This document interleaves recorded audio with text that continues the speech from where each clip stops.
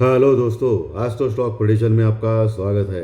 Technical charge data points के ऊपर आधारित इस कार्यक्रम में आने वाले दिन का मैं प्रेडिक्शन बोलता हूं, जिसमें निफ्टी बैंक निफ्टी के लेवल सपोर्ट रेजिस्टेंस होते हैं। आने वाला दिन कौन सा है? 4 अगस्त 2022 यानी गुरुवार, वीकली एक्सपायरी का सबसे इम्पोर्टेंट दिन। इस दिन क्या हो सकता है, इसके बारे में हम लोग भी डिस्कस करेंगे। शुरू करने से पहले चैनल का डिस्क्रिप्शन बॉक्स में बिलो द टाइटल डिस्क्लेमर रखा है, उसको कृपया पढ़िए जानिए। एज पर डिस्क्लेमर, ये एजुकेशनल प्रोग्राम है। इसके तहत जो भी मैं बोलता हूँ ये मेरी पर्सनल राय है, मेरी खुद की राय है। आपके प्रॉफिट या लॉस, लाभ या हानि के लिए मैं और मेरा चैनल जिम्मेदार नहीं रहेंगे, रिस्पॉन्सिबल नहीं रहेंगे। ये प्लीज़ प्लीज़ नोट कर रखिए। चलिए दोस्तों, शुरू करेंगे। दोस्तों, एज पर टेक्निकल चार्ट्स और डाटा पॉइंट्स, निफ्टी बहुत ही ज़बरदस्त स्ट्रॉन्ग एरिया में खड़ा है। लगातार पॉजिटिव क्लोजिंग चल रही है निफ्टी में। बैंक निफ्टी थोड़ा बहुत कम ज़्यादा हो रहा है, लेकिन निफ्टी ज़बरदस्त स्ट्रॉन्ग है। हालांकि निफ्टी का जो पुट कॉल रेशो है वो आज सुबह 1.38 था, लेकिन बाद में एक डिप मिला जो हर दिन मिल रहा है। और नीचे जैसे मैंने कहा था आपको कि 17,200-250 के पास आपको बाय करना है, बाय ऑन डिप करना है, और आज भी वही हो गया। जैसे कल हो गया वही आज भी हो गया, और आज भी उसी लेवल्स के ऊपर से खरीदी आ गई, बाइंग आ गई, और फिर से निफ्टी ऊपर पॉजिटिव क्लोज हो गया। ये बार बार हो रहा है दोस्तों, लगातार हो रहा है, क्योंकि ज़बरदस्त स्ट्रॉन्ग स्ट्रक्चर है निफ्टी का, और कंटिन्यूस अभी कंसोलिडेशन कर रहा है, और ये बहुत बड़ा मुंह दे सकता है 17,550 के ऊपर का। ये ध्यान में रखिए आने वाले दिनों में।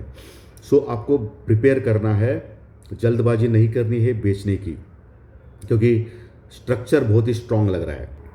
क्योंकि एफआई लगातार बाइंग कर रही है दोस्तों, और आज भी शायद एफआई ने बाइंग की रहेगी, मालूम नहीं। आज शाम को जो डाटाज रिलीज होंगे तब पता चलेगा।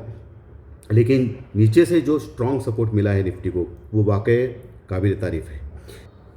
जब भी निफ्टी का पुट कॉल रेशो ओवरबॉट होता है दोस्तों, तब एक नीचे प्रॉफिट बुकिंग आती है, और इंट्राडे ही रिकवर होके पुट कॉल रेशो कम हल्का होके ऊपर जाता है। अभी पुट कॉल रेशो 1.28 के पास है, यानी हल्का हो गया ना थोड़ा सा, 1.38 से 1.28 हो गया।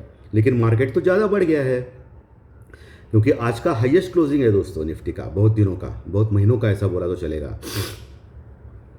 17,400 के नीचे, बस 17,390 के आसपास क्लोज हो गया। 40 पॉइंट प्लस में हाईएस्ट क्लोजिंग है दोस्तों पिछले कई महीने का। हालांकि बैंक निफ्टी 38,000 के ऊपर क्लोज करने में नाकामयाब रहा, क्योंकि बैंक निफ्टी आज सुबह से ही वीक था। क्यों वीक था? इसकी वजह एकमात्र है जो आपको मालूम रहेगी शायद। इंडियन रुपीस वीक था दोस्तों डॉलर के मुकाबले। आज पिछले 3 दिनों से लगातार इंडियन रुपीस बढ़ रहा था, आईएनआर बढ़ रहा था डॉलर के मुकाबले। इसके लिए कंटिन्यूस बैंक निफ्टी भी बढ़ रहा था, और निफ्टी भी थोड़ा बहुत बढ़ रहा था। लेकिन आज क्या हो गया? आज इंडियन रुपीस लगभग 45 पैसों से माइनस में क्लोज हो गया डॉलर के मुकाबले, वीक हो गया। इसके कारण आज बैंकिंग के सेक्टर्स में दबाव था दोस्तों। हालांकि आखिर के वक्त में बैंकिंग के स्टॉक ने भी अच्छी छलांग लगाई, स्पेशली एचडीएफसी बैंक और आईसीआईसीआई बैंक ने। 38,000 के बस थोड़े से नीचे क्लोज हो गया। तो 38,200 और 300 का जो मेजर रेजिस्टेंस लेवल है वो तोड़ नहीं पा रहा है दोस्तों बैंक निफ्टी। जैसे मैंने बोल रहा हूँ 2-3 दिन से, वो अगर तोड़ा तो अगला टारगेट 39,000 रहेगा डायरेक्टली बैंक निफ्टी में। नीचे वैसे मल्टीपल सपोर्ट्स है बैंक निफ्टी में, जैसे 37,800 है, 37,500 है, 37,200 है। मेजर सपोर्ट 37,500 के पास है, और मेजर रेजिस्टेंस 38,550 के पास है। ये आपको याद रखने वाली चीज़ है। वही निफ्टी में अभी 17,300 के पास ही ज़बरदस्त पुट राइटिंग हो गई है, तो वो भी ज़बरदस्त काम कर रहा है 17,300। और 17,200 के पास तो पूछो मत दोस्तों, करोड़ों में पुट राइटिंग है। 17,200-300 मिला के करोड़ों में पुट राइटिंग है, तो वो बहुत ही स्ट्रॉन्ग सपोर्ट का लेवल है 200 और 300। और बाद में तो 17,000 है सपोर्ट निफ्टी में, और ऊपर 17,550, ये बहुत ही बड़ा लेवल है। 550 माने 17,500 का लेवल। 17,500 के ऊपर कॉल राइटिंग अच्छी लेवल पे हो गई है।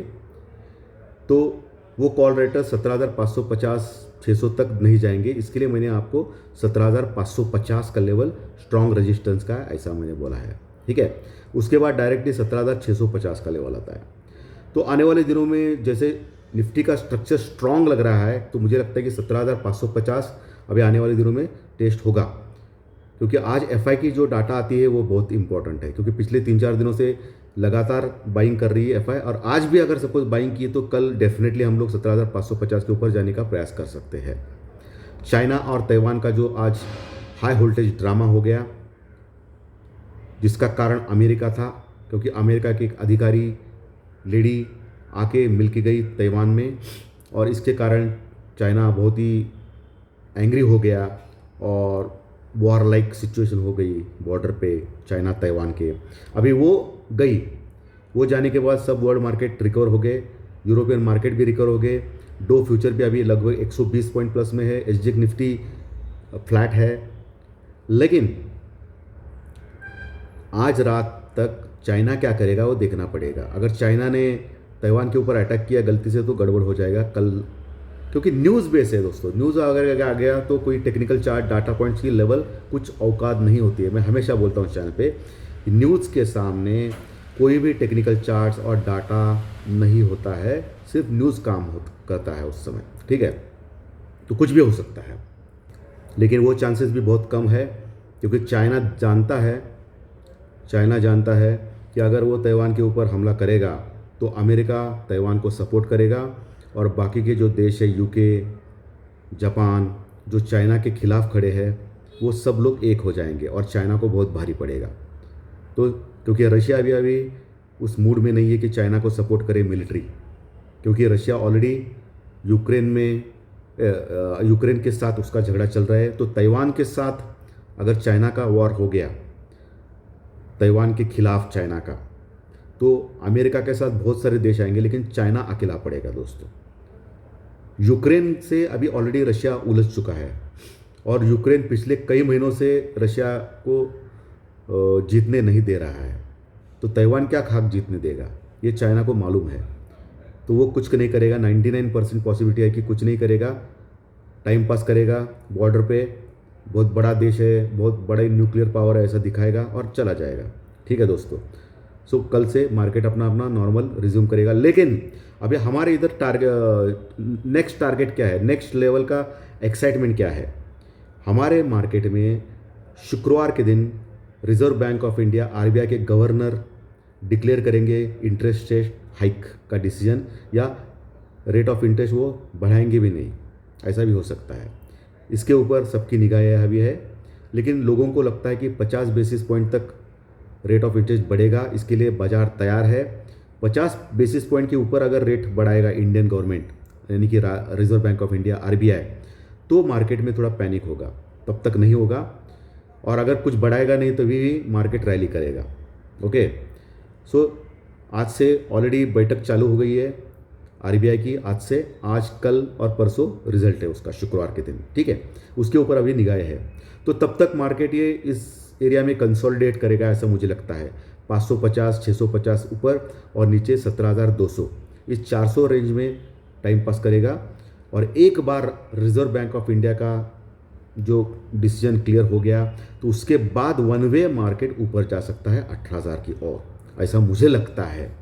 ठीक है, तब तक ये कल का एक्सपायरी भी इसी रेंज में हो सकता है, 17,200 नीचे और ऊपर 17,550, 17,600 के आसपास का। ये ध्यान में रखिए दोस्तों, कल की संभावना मैंने ऑलरेडी बोल चुका हूँ मैं।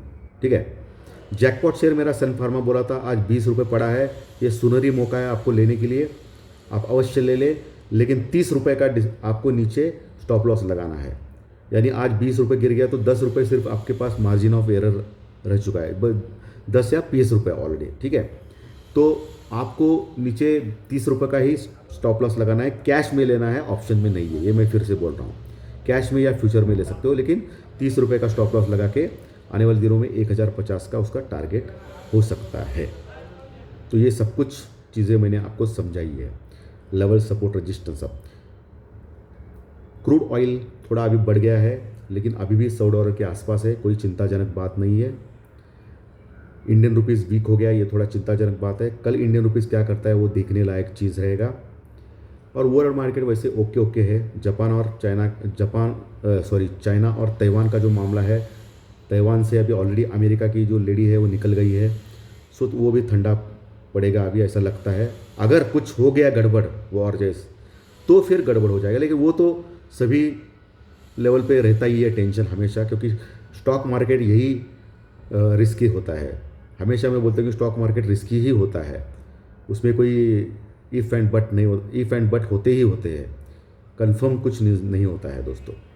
सो दोस्तों, be prepare for everything, prepare रहिए सब कुछ होने के लिए। लेकिन मार्केट का स्ट्रक्चर स्ट्रांग है, ये तो इंडिकेट कर रहा है, मार्केट खुद होके कर रहा है। आपको बस सावध रहना है, नीचे सिर्फ आपको हेजिंग करके ही रहना है और आगे ऊपर बढ़ते जाना है, यही मंत्र है। और जैसे आपको दिख रहा है मार्केट ट्रेंड, वैसे ही आप रहिए, ट्रेंड इज़ फ्रेंड। ठीक है दोस्तों। सो अच्छा लगा तो लाइक का बटन दबाइए, ख़राब लगा तो डिसलाइक का बटन दबाइए, और जो नए दर्शक पहली बार ये चैनल देख रहे हैं वो सब्सक्राइब का बटन दबाए अगर अच्छे लगे तो। Thank you very much. रात 9 बजे ज़रूर मिलेंगे ज्योतिष शास्त्रीय कार्यक्रम में अगले दिन के प्रेडिक्शन के लिए। Thank you.